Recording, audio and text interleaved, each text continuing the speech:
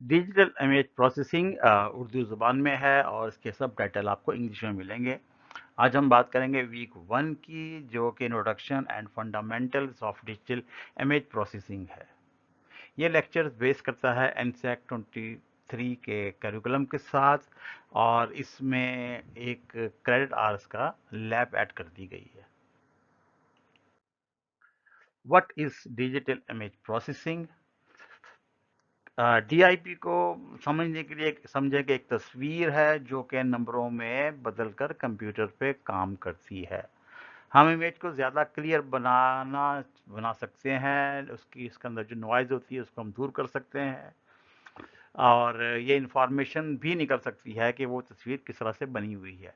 ये सिर्फ तस्वीर को अच्छा बनाने के काम नहीं, बल्कि उसे काम को मज़ीद निखारने के भी काम आती है। कोर्स के एंड तक हम तस्वीर को और डाटा को किस तरह देखना शुरू करेंगे, ये हम आपको आगे जाकर बताएंगे। Breakdown of the terms. Digital digital का मतलब ये है कि इमेजेस को फिल्म, फोटो या ड्राइंग नहीं रही। ये सिर्फ नंबर्स का कलेक्शन है जो कंप्यूटर समझ सकता है। इसलिए हम डिजिटल इमेजेस को इजीली कॉपी, सेंड और एडिट कर सकते हैं, क्योंकि ये बस डाटा है। इमेज इमेज असल में एक तस्वीर है जो हम देख सकते हैं। कंप्यूटर के लिए वो तस्वीर छोटे छोटे डॉट्स यानी पिक्सल की ग्रिड होती है। जितने ज़्यादा पिक्सल होंगे उतनी इमेजेस क्लियर होगी। कंप्यूटर इन्हीं छोटी डॉट्स को रिकॉर्ड रखकर एक अच्छी तस्वीर बनाता है। प्रोसेसिंग का मतलब है कि हम इमेज के साथ कुछ कर रहे हैं, सिर्फ देख नहीं रहे। शायद हम उसे शार्प कर रहे हैं, ब्लर कर रहे हैं या किसी ऑब्जेक्ट को नुमाया कर रहे हैं। ये एक तरह का ट्रीटमेंट है जो इमेज को ज़्यादा काम के काबिल बनाता है या ज़्यादा डाटा या इंफॉर्मेशन हम उनसे हासिल कर सकते हैं। हमारा जो अभी ये सेमेस्टर चलेगा तो इसमें हम इन्हीं चीज़ों को देखते हुए कि हमने इमेज को कैसे लेना है, ब्लैक एंड वाइट था तो कलर कैसे बन गया, कंपैरिजन करना है। आप नॉलेज बेस्ड भी हो सकता है, वो एसोसिएट स्टोरेज के साथ भी और फीचर एक्सट्रैक्शन के साथ भी। तो ultimately we have to start preprocessing, ताकि उस चीज़ को हम अच्छे अंदाज में पेश कर सकें। Goal of digital image processing. Enhancement का मतलब ये है कि इमेजेस को आँखों के लिए ऐसे बनाना कि जो आँखों को भा जाए। हो सकता है इमेज अधूरी हो या ब्लर हो और हम उसे ठीक कर सकते हैं, तो वो किसके थ्रू होगी? डिजिटल के थ्रू। ये बिल्कुल वैसे ही है जैसा आप अपने चश्मा साफ करते हैं तो ताकि एक अच्छी तरीके से आप देख सकते हैं। जैसे आप गाड़ी के अंदर बैठे हों और वहाँ पे बहुत एसी चल रहा हो, जब बाहर निकलते हैं तो आपके ऊपर एक धुआं सा आ जाता है, तो वो साफ करने के लिए यहाँ भी ऐसे ही कोशिश की जाती है। इंफॉर्मेशन पहले से होती है, बस हमें उसे क्लियर करना होता है ताकि एक डाटा बन सके। एनालिसिस में हम कंप्यूटर को डिटेक्टिव बना देते हैं। वो देखता है कि ऑब्जेक्ट कहाँ है, कितने हैं और कितने बड़े हैं। अब तस्वीर सिर्फ तस्वीर नहीं रही, ये डाटा बन जाती हैं जिसमें हम फैसला लेने के लिए कर सकते हैं कि हमने इसको किस तरह से आजमुदा बनाना है। इंटरप्रिटेशन यहाँ असली काम होता है। हम कंप्यूटर की फाइंडिंग से मीनिंग निकालते हैं। ये बस राउंड ऑब्जेक्ट है नहीं, बल्कि ये ट्यूमर है। ये बस पानी है नहीं, बल्कि ये फ्लड का कोई एरिया है। तो ये स्टेप, फाइनल स्टेप, इमेजेस को नॉलेज में बदल देता है कि जो तस्वीर है वो किस तरह की है और क्या वाली है।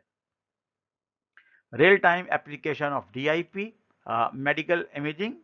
हॉस्पिटल में डीआईपी हर जगह होती है। डॉक्टर इससे सीटी स्कैन क्लियर देखते हैं, ट्यूमर जल्दी डिटेक्ट हो जाता है और सर्जरी प्लान ज़्यादा कॉन्फिडेंस से हो जाता है। डीआईपी के बगैर बहुत सी बीमारियों का टाइम पर पता लगाना मुश्किल हो जाता है। तो यही वजह है कि इसकी अहमियत मेडिकल इमेजेस के अंदर बहुत ज़्यादा है। बायोमेट्रिक एंड सिक्योरिटी के अंदर जब आप अपना फ़ोन, फेस या फिंगरप्रिंट से अनलॉक करते हैं तो वो डीआईपी होता है। एयरपोर्ट भी बस पासपोर्ट और फेस चेक करने के लिए डीआईपी यूज़ करते हैं। ये काम तेज़ और सिक्योर बनता है। इसी तरह सिक्योरिटी के हवाले से भी जब आप इंटर होते हैं किसी भी ऑफिस के अंदर, तो वो आपकी तस्वीर देखकर ही आपको अलाउ करता है कि आप आ सकते हैं। Satellite and remote sensing.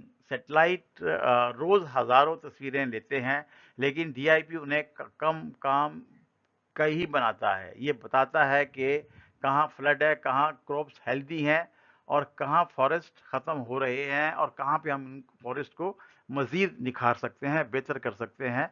तो सैटेलाइट की जो पिक्चर दी जाती हैं वो, या रिमोट सेंसिंग से की जाती है, वो इसी पे बेस करती है।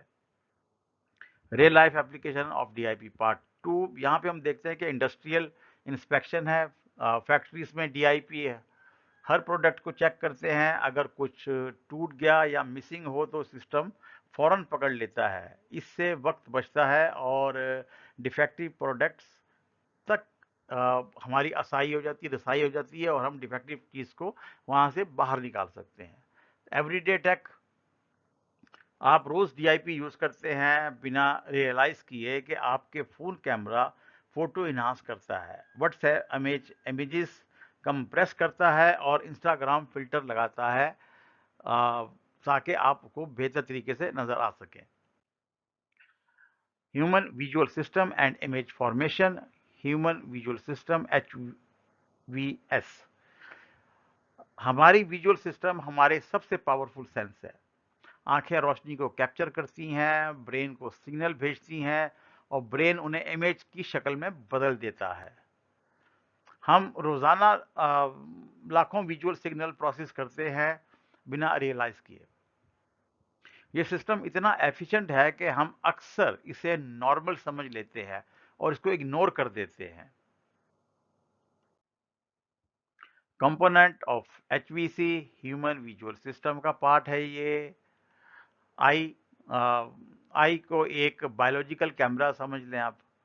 कॉर्नर और लेंस लाइट को फोकस करते हैं और रेटिना सेंसर की तरह काम करता है, जो लाइट को इलेक्ट्रॉनिकल मैसेज भेजता है ताकि उसको चेंज कर देते हैं और हमारे सामने एक हमारी तरफ वाया ब्रेन जो है वो आंख के ज़रिए हम किसी भी तस्वीर को देख सकते हैं। ऑप्टिक नर्व जो है, ऑप्टिक नर्व की अपनी AI का डाटा केबल समझ लें आप। आँख जो भी देखती है ये केबल पर ट्रांसफ़र होती है, ब्रेन को भेजती है और अगर ये केबल ना हो तो ब्रेन को नहीं पता चलेगा कि आप किस चीज़ को देख रहे हैं।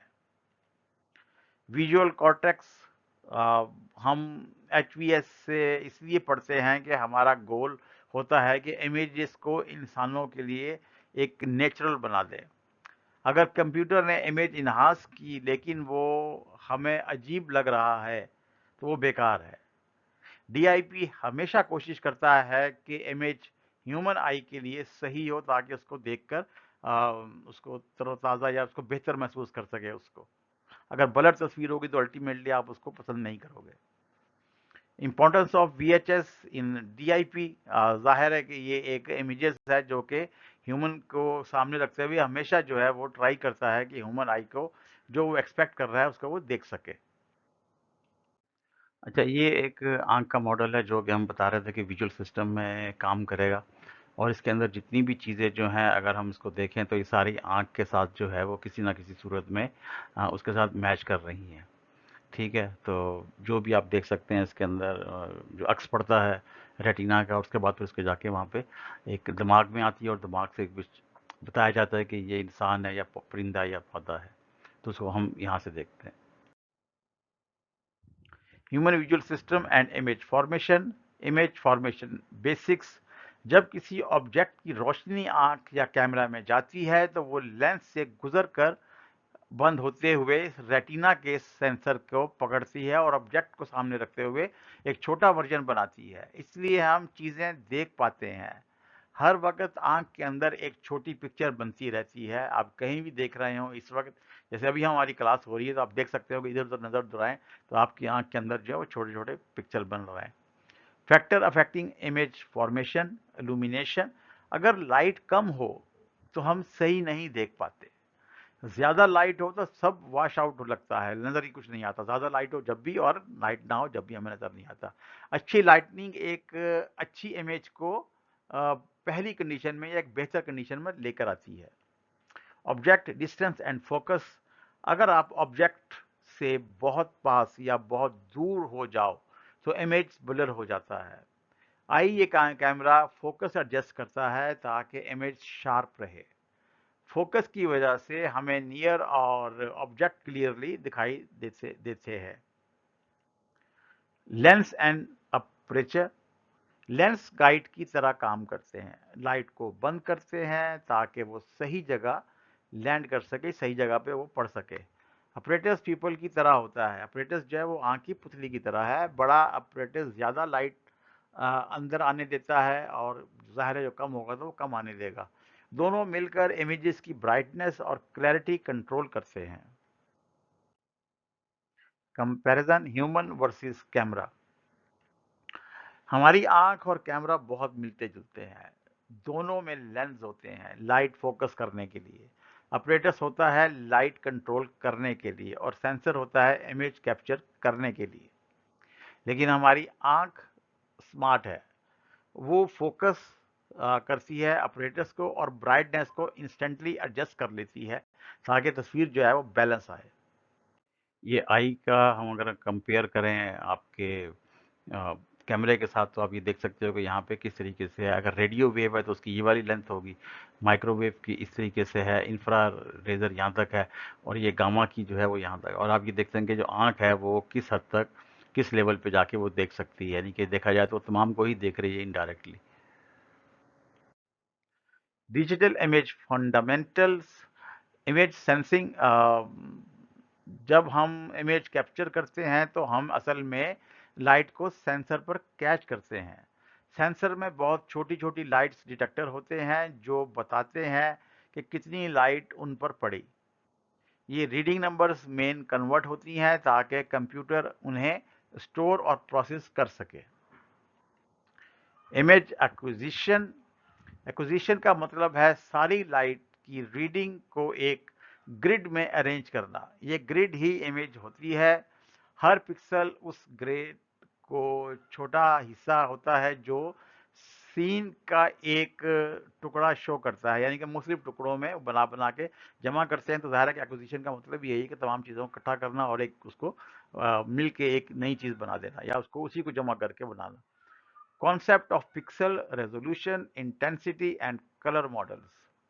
पिक्सल पिक्सल को एक छोटी सी टाइटल समझ ले, या जो मोज़ैक नहीं होती घरों के अंदर लगी होती, अकेली तो बस एक डॉट है लिखा जाए तो, लेकिन जब हजारों पिक्सल एक साथ होते हैं तो पूरी तस्वीर बन जाती है। तो पिक्सल ये हो गया।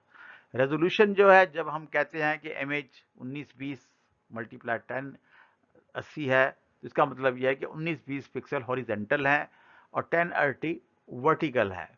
जितने ज़्यादा पिक्सल होंगे उतनी क्लियर और शार्प पिक्चर होगी। बिल्कुल एचडी और जैसे पुराना टीवी में फ़र्क होता है, अगर आप देखें बड़ा डिम आ रहा होता है, उसकी रेजोल्यूशन भी इतनी अच्छी नहीं होती। लेकिन अभी नए देखें आप एचडी टीवी, तो आपको पता लगेगा कि किस तरीके से अच्छी शार्पनेस उसके अंदर आ रही है। इंटेंसिटी जो है, हर पिक्सल की अपनी ब्राइटनेस होती है। अगर 0 हो तो पिक्सल बिल्कुल काला हो जाएगा, ब्लैक हो जाएगा, और अगर 255 हो तो बिल्कुल सफ़ेद। और बीच की वैल्यूज जो हैं वो ग्रे शेड्स को या उसके हट कर साबित करती हैं। ग्रे स्केल पिक्चर्स में इमेजेस को एक न्यूमेरिक प्रिंटिंग समझ लो।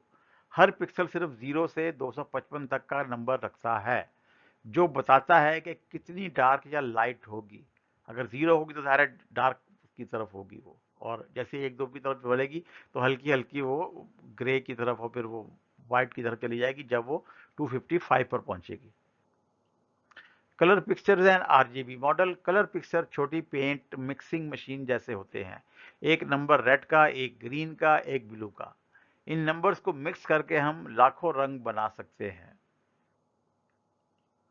Pixel processing. इमेज प्रोसेसिंग असल में नंबर का खेल है। ब्राइट करने का मतलब है पिक्सल नंबर को बढ़ाना है, डार्क करने का मतलब है कि उनको कम करना है। उनके इफेक्ट, ब्लर, शार्पनेस, कंट्रास्ट सिर्फ नंबर के साथ ही बनते हैं। ये आप पिक्सल पे देख सकते हैं कि 720 वाला पिक्सल, तो जहाँ जितने जितनी ज़्यादा बढ़ती जा रही है, और आप देख सकते हैं कि वो उतना ही खूबसूरत होता जा रहा है, और वो चीज़ें जो हैं वो ज़्यादा नुमायाँ और बेहतर अंदाज में हो रही हैं। ये एक तस्वीर है जिसको हम ज़ाहिर है कि जो कलर थी और उसके बाद उसको एक शेप कर दी गई, या जो यूँ समझ लीजिए कि आप जो तरह एक ब्लैक एंड वाइट की थी उसको फिर कलर किया गया इसके अंदाज से। Sampling and quantization. सैम्पलिंग का मतलब है डिसाइड करना कि हम रियल इमेज से कितने पॉइंट लेंगे। सैम्पलिंग ज़ाहिर है, अगर पॉइंट्स कम होंगे तो इमेज ब्लैक लगेगी, ब्लॉकी लगेगी। ज़्यादा पॉइंट्स होंगे तो इमेज स्मूथ और रियलिस्टिक लगेगी। क्वांटाइजेशन में का मतलब है कि डिसाइड करना कि हम कितने शेड्स ऑफ ग्रे या कलर स्टोर करेंगे। अगर सिर्फ 2 शेड्स होंगे तो इमेज ब्लैक एंड वाइट होगा। अगर 256 शेड्स होंगे तो इमेज स्मूथ लगेगा और ज़ाहिर है कलर वाइज होगा। ये आप सैम्पलिंग और क्वांटाइजेशन को देख सकते हैं कि किस तरीके से यहाँ पे उन्होंने ड्रा किया हुआ है उसको। ठीक है, सिंपल ये है कि डिजिटाइजेशन कोऑर्डिनेट वैल्यूज़ होती हैं और इसमें एम्पलीट्यूड की वैल्यूज़ को आ, चुना जाता है या बनाया जाता है ताकि तस्वीर को ज़्यादा नुमायाँ अंदाज में हो सके।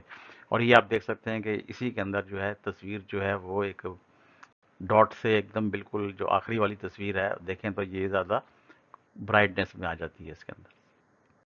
और फाइनल रैप अप है, ज़रा बताइए मुझे कि व्हाट इज़ जीपी, आप किस तरह से उसको एक्सप्लेन करना चाहेंगे।